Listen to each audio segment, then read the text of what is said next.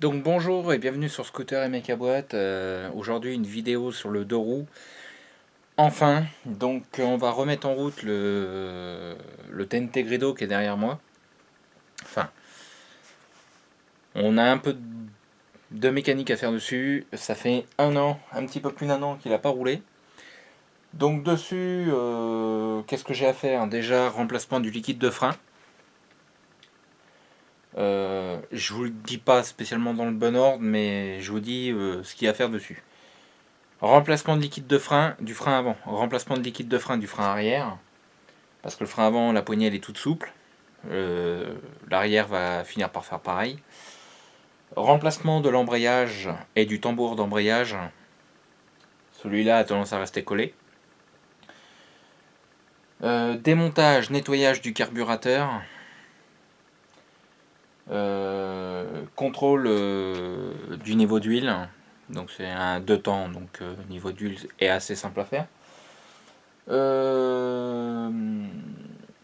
Pression de pneu et voir après s'il démarre, parce qu'à l'heure actuelle il ne démarre plus. Il y a de la batterie, mais il démarre plus. Donc je vais peut-être contrôler l'allumage aussi. Normalement quand il a été parqué, le scooter roulait encore, donc je vois pas pourquoi que l'allumage serait tombé en panne. Mais bon, vu que je suis dans un sous-sol qui est quand même assez humide, qui a tendance d'ailleurs à prendre l'eau, c'est pas interdit que les bobines dans les bobines du stator soient oxydées ou un truc comme ça, mais j'y crois moyennement. Je pense plutôt qu'il démarre pas à cause d'un problème de carburation. Voilà. Donc je vais faire ça en plusieurs vidéos. Je tiens à le préciser. On va se remettre tout doucement sur le deux roues. Et surtout vu que j'ai des vidéos voitures sans permis qui sont tournées mais pas montées. J'ai des vidéos qui datent un petit peu. Ça va me permettre de switcher, en fait, de mettre une vidéo scooter, une vidéo voiture sans permis. Donc peut-être qu'il y aura un décroché, peut-être qu'il y a des trucs que vous n'allez pas comprendre parce qu'il y a les vidéos de voiture sans permis que j'ai tournées. La dernière en date du mois dernier. Donc à l'heure où je vous fais la vidéo.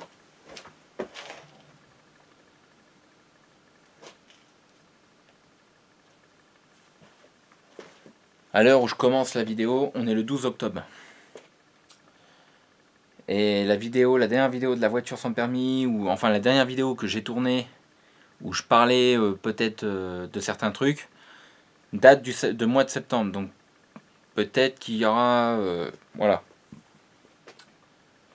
Je vais faire ça, c'est pour moi, pour me motiver à faire les montages, parce que moi j'ai pas de monteur, hein, je fais tout moi-même. Le tournage, le montage, c'est moi qui fais tout. Et voiture sans permis, comme vous le savez, c'est pas un truc qui m'attire, c'est pas un truc que j'aime, donc des fois j'ai pas la motivation de monter parce que c'est un domaine que je déteste, les voitures sans permis. Enfin, je parle niveau mécanique, c'est pas un truc que j'aime bien. Moi je suis passionné de deux roues, je suis pas passionné de voiture de base, enfin je suis passionné de tuning, mais voilà. Mais la mécanique voiture, c'est pas le truc qui m'intéresse. Et le problème, c'est que quand je monte une vidéo, je dois regarder ma vidéo que je viens de monter pour voir si elle est de qualité, s'il n'y a pas des bugs qui se sont créés pendant le montage et tout ça. Fermons la parenthèse là-dessus et attaquons dans le vif du sujet. Donc pour accéder au carburateur sur ce scooter là, c'est un peu la merde parce que le carburateur se trouve là. Donc déjà il faut retirer la selle, ça c'est sûr, il faut retirer la selle puis la trappe qui est devant. Donc là vous avez une trappe pour le niveau d'huile à retirer. Moi je vais retirer le top case, vous n'aurez pas à le faire parce que voilà, d'origine il n'y a pas de top case, d'origine c'est des poignées à l'arrière. Et sur ce scooter là, en fait on a mis un top case tout simplement parce que c'est un peu le bordel. Le coffre est un peu petit sur ce scooter, c'est plus petit que sur le Kinko.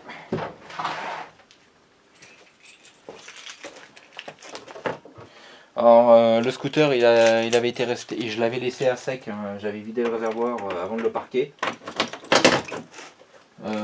J'ai remis de l'essence propre dedans, mais il démarre toujours pas. Donc là j'ai l'embrayage qui est neuf.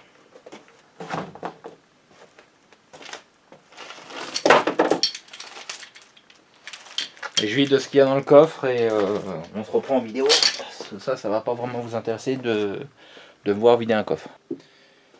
Par avance, je m'excuse de la qualité vidéo, mais il n'est pas de bonne heure, il n'y a pas beaucoup d'éclairage là, donc là je vais rien pouvoir faire mieux. Donc pour démonter le coffre sur le TNT Grido, je vais vous reculer un peu parce qu'on va pas voir la totalité des vis. Vous avez 6 vis. Vous en avez une à l'avant, enfin 2 à l'avant là. Vous en avez 2 ici au niveau du système de verrouillage. Alors, il se peut que moi c'est pas les vis, il y a des vis qui sont pas d'origine.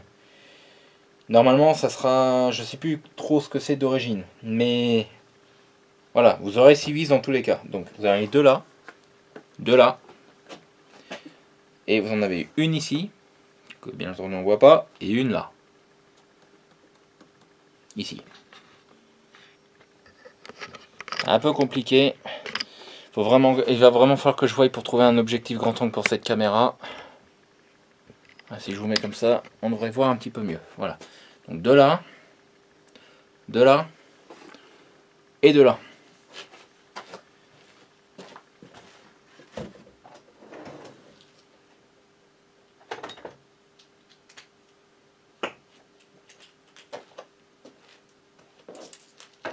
Alors moi maintenant j'essaie de bricoler un max avec des gants parce que je commence à faire des réactions allergiques au cambouis.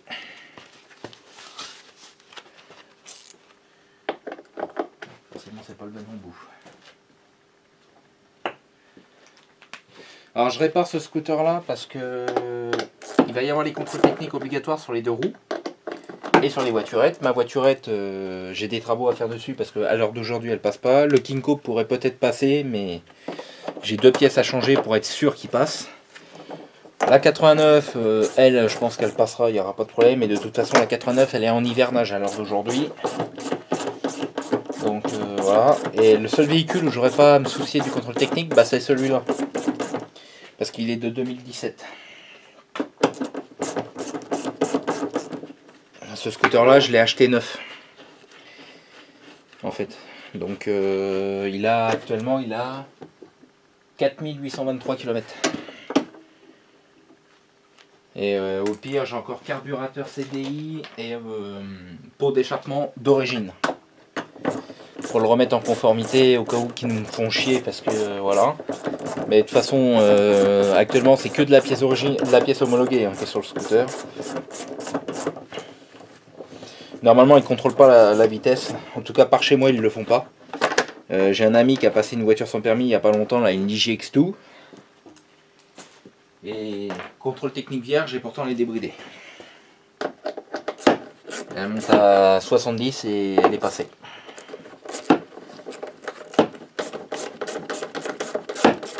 Donc surtout vous contrôlez, c'est tout ce qui est usure, sur les voiturettes, tout ce qui est usure de train, pollution.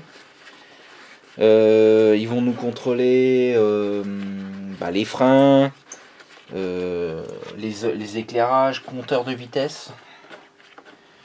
Sur les scooters, pareil, frein, éclairage, compteur, les pneus, les amortos, les jeux dans les roues, dans la direction. Alors, par contre, 2 différences, 2 exceptions. Alors sur le 4 temps, pollution. Sur le 2 temps, ils ne contrôlent pas la pollution. Tout simplement parce qu'un 2 temps, ils peuvent pas contrôler la pollution. Parce que par exemple, vous prenez ma 89, s'ils font un test de pollution, jamais elle passera.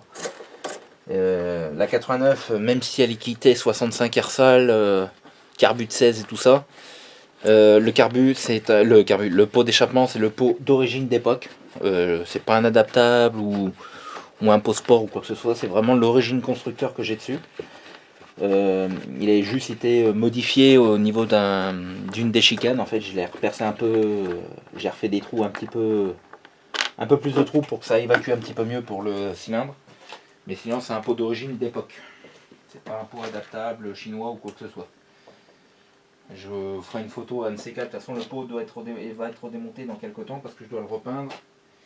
Et il faut que j'arrive à trouver un vernis haute température bicomposant. Ou du moins une peinture au pire avec durcisseur.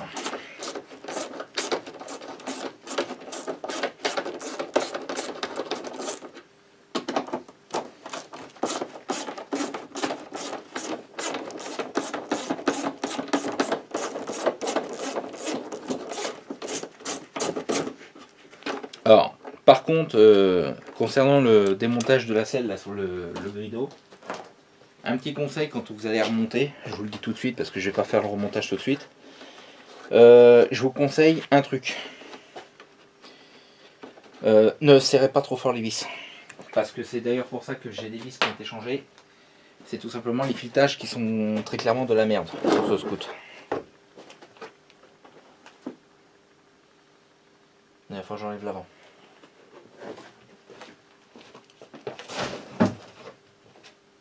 J'enlève certainement cette partie-là. Il y a de fortes chances. Ah, quoique non, ça peut peut-être arriver à sortir. Donc pour le carburateur, attention, moi je suis pas sur le carbu d'origine. Je suis sur un PHVA 17.5 de l'Orto. D'origine, c'est des carbus sous marque 19-20. Donc, bon, après il y a à peu près les mêmes fonctions à débrancher, durite d'huile. Donc la durite qui est là. Ça m'inquiète un peu de ne pas avoir d'huile dedans par contre.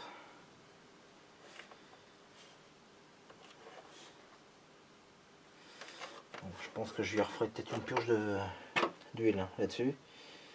Je vais débrancher la dépression. Alors oui, je parle de l'huile parce que en fait on m'a coupé une durite, la durite du réservoir. Et normalement j'avais repurgé tout le système d'arrivée d'huile. Donc bizarre. Donc, durite de dépression. Durite de remplissage si madame veut bien se donner la peine de s'enlever.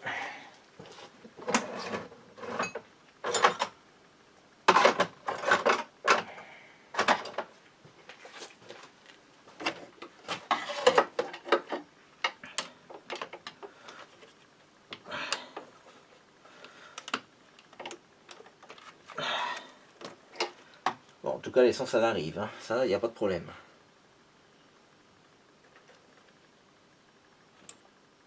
Voilà. En revanche ça c'est moins cool. Voilà, c'est bon, ça c'est évacué. Dans le doute, je vais lui mettre une clampe. J'ai plus trop confiance avec les pompes à dépression, ayant eu des gros problèmes sur le BT. J'ai plus du tout confiance en ces trucs-là.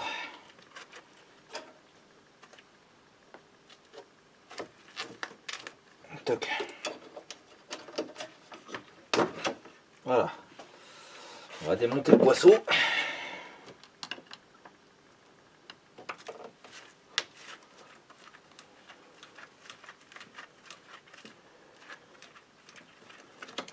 Voilà.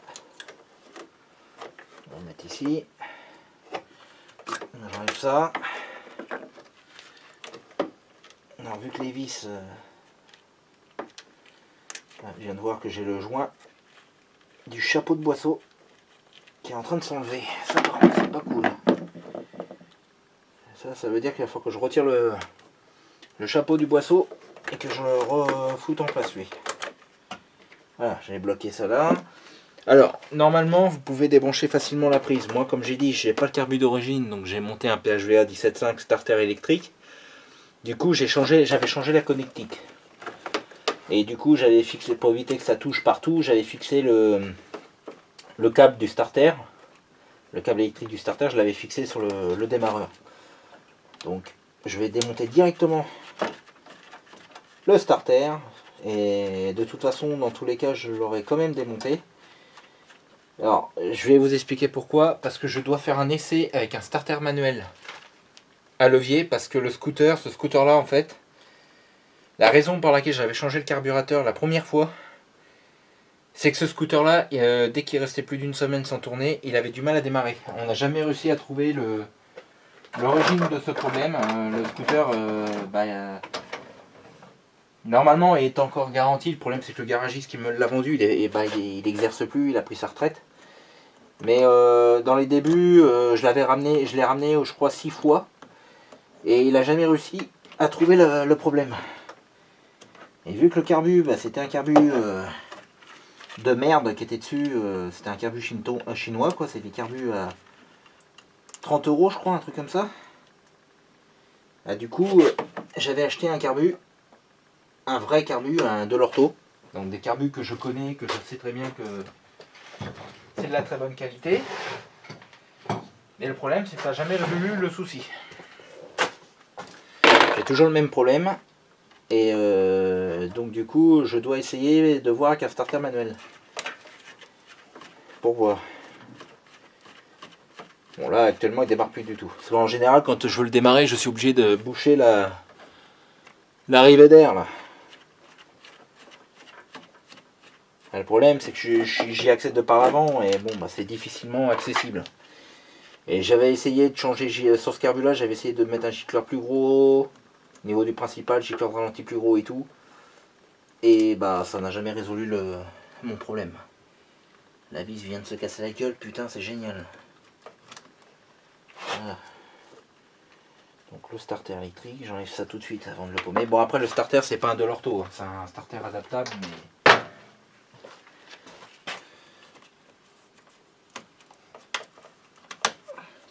La vis, c'est bon, j'ai retrouvé. Par contre, pour aller la chercher, ça va être une merde.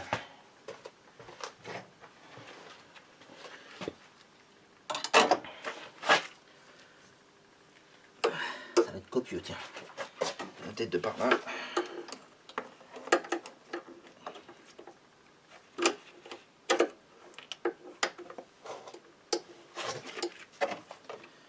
Bon, je pense qu'on va retirer la boîte à air.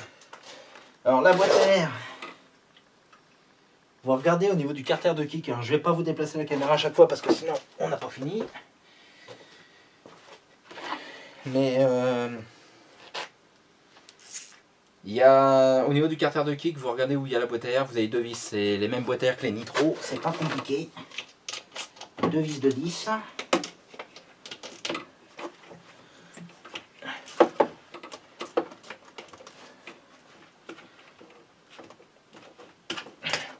Je vous prendrai une photo éventuellement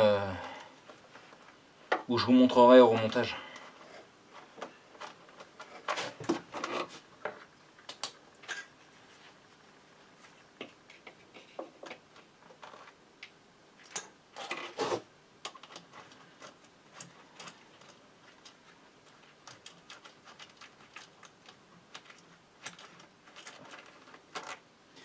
Peut-être regarder aussi un peu l'élément de filtre à air aussi par la suite. Je pense que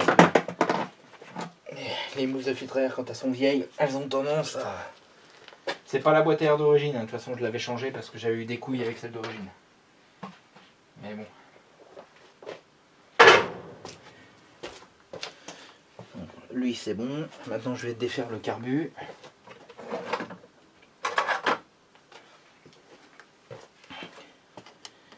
Donc c'est une vis cruciforme.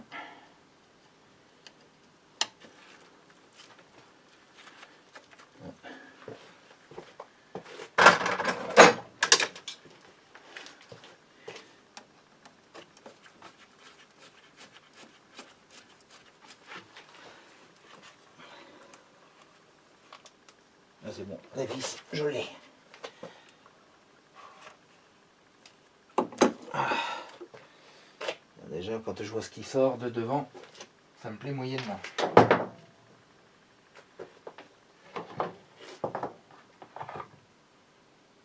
On va passer sur l'établi. Peut-être mettre un truc avant dans le moteur pour éviter que la merde rentre dedans.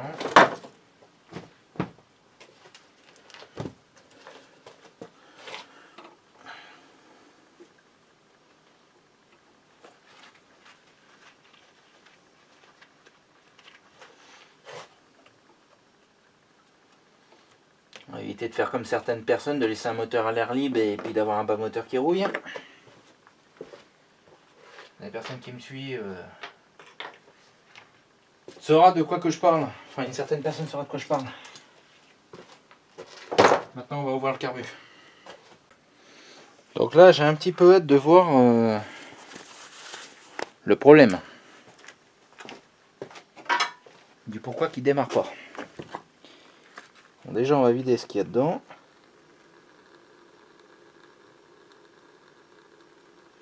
Alors surtout, tous ceux qui ont tous ceux qui ont, comment t'appelles ça, la vis de purge là. Vous y touchez pas, ne jamais y toucher à ça. Jamais.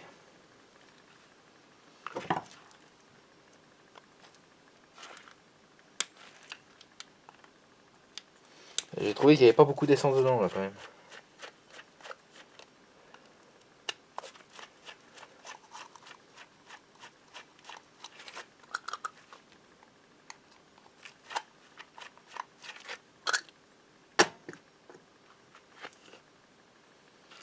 C'est pas si pire pourtant. Moi, je vais enlever les gants. Parce que les gants sont pas très propres là. Il faut que je puisse savoir réellement si c'est bouché ou pas. Et à mon avis, le principal, il n'a pas l'air d'être bouché, ça va encore. Il y avait un petit peu de saleté dedans, mais bon. J'ai déjà vu pire.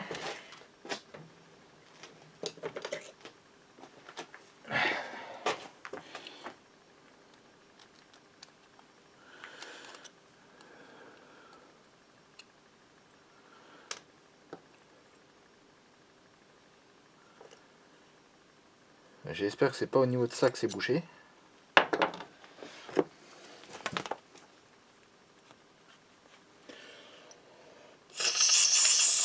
Ouais, on a vu le bruit que ça a fait. Je serais même pas étonné en fait.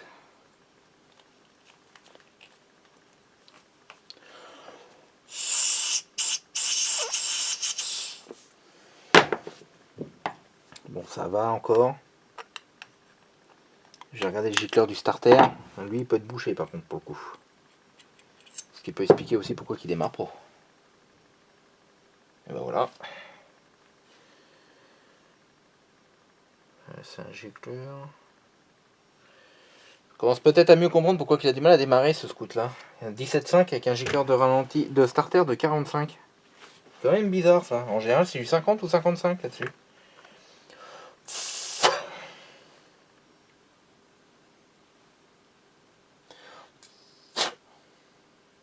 Ouais, bah c'était lui. Et puis vu qu'on n'est pas en période très chaude, forcément s'il est bouché, voilà, ça explique tout. Je vais quand même essayer de voir si j'en ai pas un plus gros. Mais c'est bizarre que ça soit du 45, c'est un carbone 17.5 normalement.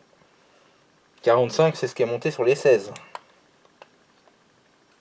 C'est pas monté sur les 17.5 ça normalement. Pourtant c'est un carbone 9, c'est ça je comprends pas.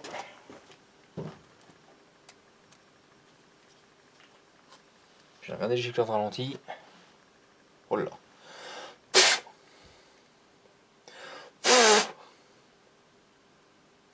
Bon, là je vais être obligé de leur foutre un coup de câble. Hein.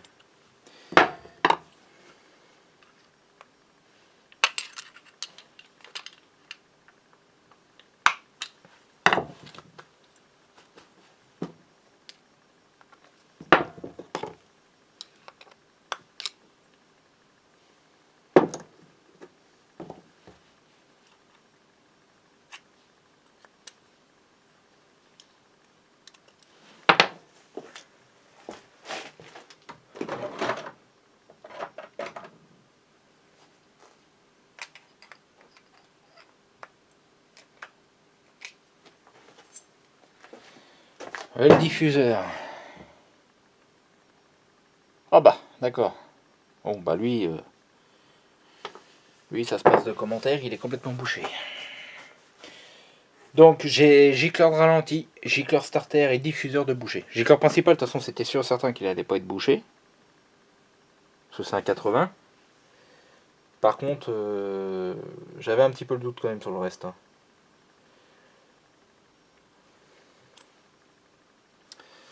Je vais foutre un petit coup de... J'ai plus grand chose à dire. Déjà, je vais déjà faire une tentative comme ça. Idéal, il faudra le nettoyer. Le problème c'est que j'ai plus rien pour nettoyer. Donc je vais déjà juste déboucher les trous avec du câble. Et je vais remplacer le gicleur de starter parce que 45 c'est beaucoup trop petit là-dessus. C'est peut-être pour ça qu'il a du mal à démarrer. Normalement j'ai du 50 et du 55. Il faut que j'arrive à les retrouver. Donc je suis sur le site de Delorto. Alors je comprends pas. Alors peut-être que ça a changé. Alors moi j'ai un PHVA 17.5 TS. Donc normalement c'est le modèle starter électrique. J'ai regardé. Normalement le gicleur. Alors l'aiguille c'est une aiguille A en taille 20. Donc ça je peux pas regarder si c'est ça ou pas. Le puits d'aiguille, donc le diffuseur, c'est un GA211, donc ça c'est bon. Le gicleur de ralenti, normalement c'est du... Alors attendez, je saute des étapes là. Le gicleur principal c'est un 80, donc c'est ce qui est actuellement dedans. Hein. 80 pour un 17.5, bon, c'est pas trop mal. Hein. Kinko, j'ai un gicleur de 85 dans un carbut de 12. Et le DT, j'avais un 85. Sauf que le DT, bah, c'est pas du tout le même moteur, c'est beaucoup plus gros. Gicleur de ralenti, celui 38. Alors je crois que c'est celui-là. Normalement, je crois que j'avais augmenté parce que j'avais augmenté ou que j'avais baissé, je sais même plus.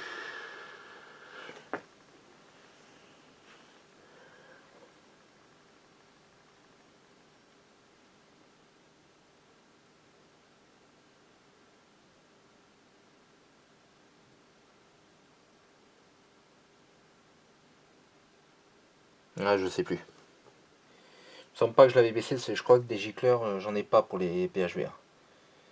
Et ben, le gicleur de starter, c'est bien du 45. Hein.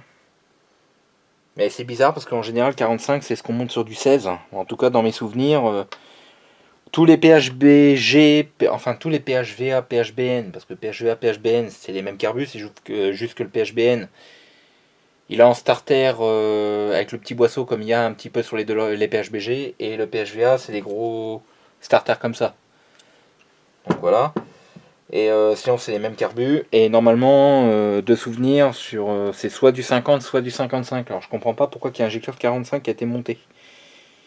Bon, par contre, j'en ai un. Le seul truc, c'est qu'il faut que je fasse gaffe parce qu'il y a eu PHVA, enfin PHVA, PHBN, c'est les mêmes. Par contre, PHBG, ça y ressemble, mais c'est pas les mêmes. Et c'est peut-être pour ça qu'il a du mal à démarrer, lui. On va augmenter le gicleur de starter. On va le passer à 50.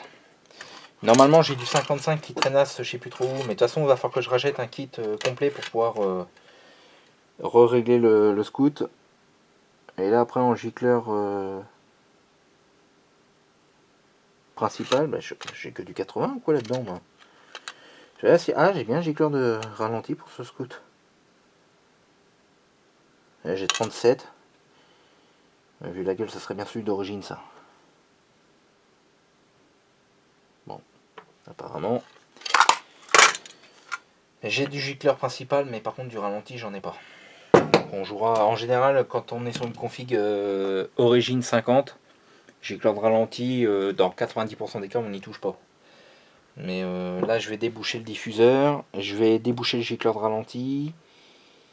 Je vais m'assurer que lui, il n'est pas bouché aussi, là, le gicleur de starter. Parce que bah, même s'il était protégé dans une boîte, c'est quand même bien d'être sûr qu'il ne soit pas bouché. Lui, le diffuseur, c'est sûr, il est bouché. Le gicleur ralenti, c'est sûr, c'est bouché. Une méthode pas trop chiante pour nettoyer les carbus, c'est de prendre un câble, frein, peu importe, et d'essayer de le rentrer dans le gicleur. Alors bien entendu, hein, si le câble est plus gros que le trou de base de gicleur, pas la peine de forcer, hein. Ça servira pas à grand chose. Et lui, je sais que normalement c'est du 38 de base, donc normalement le câble il devrait rentrer. Effectivement, il était bien bouché celui-là. On ne sait pas, il était bien, il est bouché.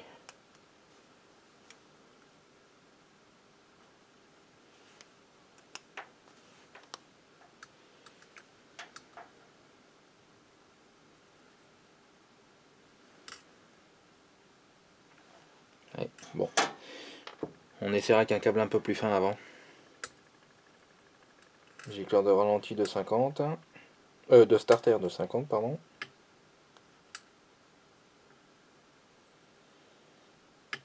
C'est un petit peu de mal là.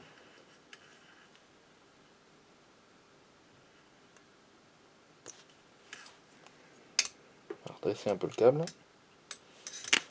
J'ai retrouvé le nécessaire pour régler les carbus PHVA, mais je vais pas pouvoir le faire tout de suite.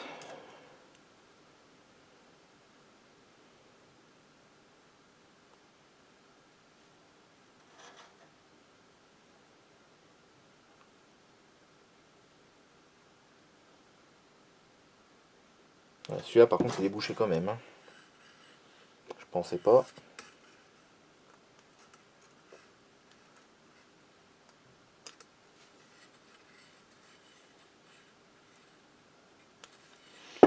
Lui il était bien bouché par contre. Pourtant c'est un gigolo que je viens juste de sortir, mais bon pas. Apparemment, il était quand même bouché. Voilà. Alors ça fait que 5 points de plus que celui d'origine, mais bon. J'ai pas trop envie d'y aller trop fort non plus quoi.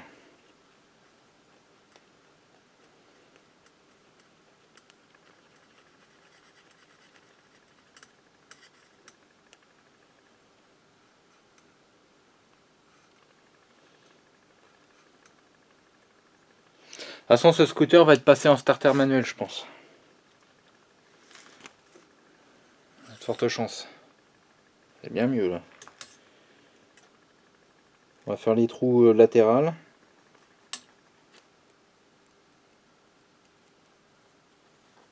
Donc lui c'est bon. Le gicleur principal je le fais juste pour la forme. Hein. Avec un gicleur 80 ça se bouge pas comme ça. Le diffuseur là c'est un peu plus compliqué.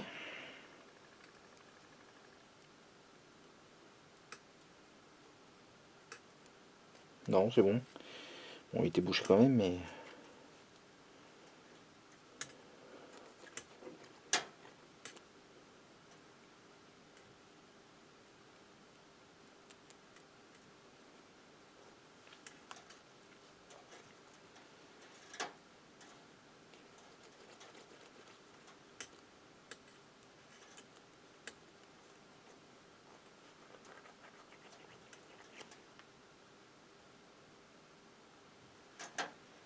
On va regarder s'il est bien débouché.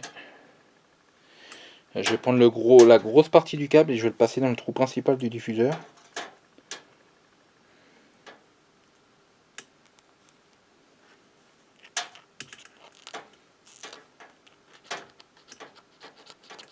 Pour gratter un peu l'intérieur.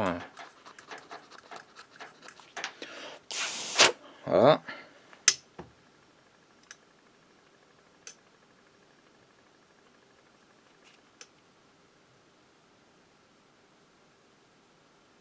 Là c'est bon aussi. Plus que le gicleur de ralenti. Hein.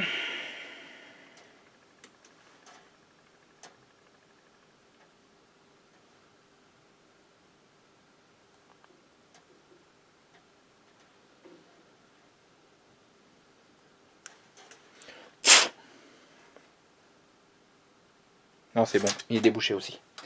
Bon bah maintenant il n'y a plus qu'à tout remonter sur le scooter, voir si ça démarre. On va espérer.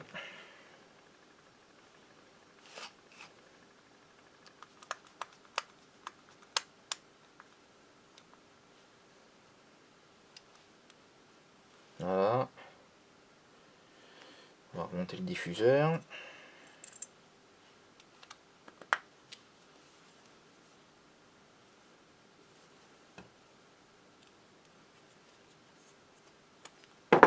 Gicleur principal. Alors attention sur PHVA, PHBN, j'en vois beaucoup qui forcent.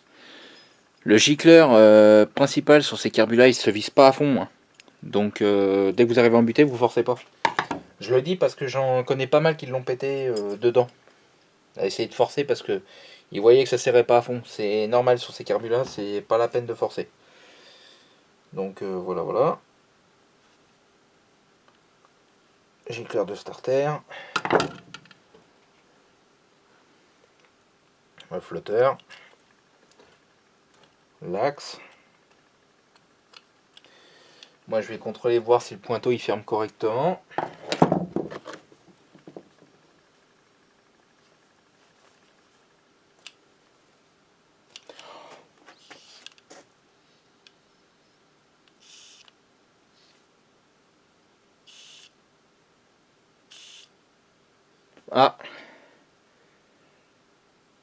Il a pas l'air de fermer terrible le pointeau quand même.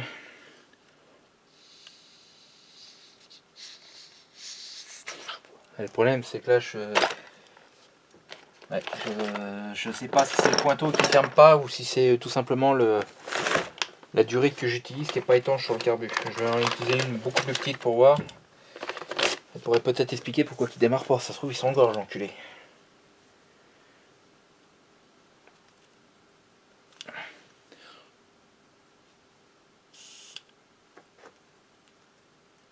Non, c'est bon. Parce que attention, pointeau qui reste ouvert, qui ferme pas, changez-le. Parce que vous allez avoir votre moteur qui va se noyer. C'est tout ce que ça va faire.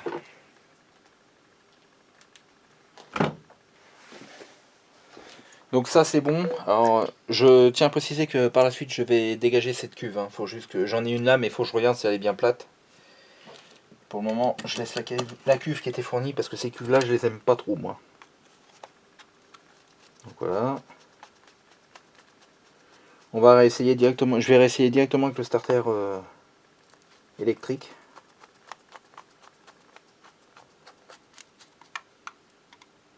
Toc. Et toc.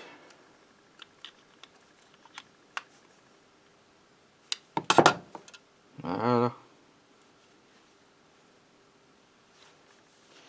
On remonte ça sur le scoot.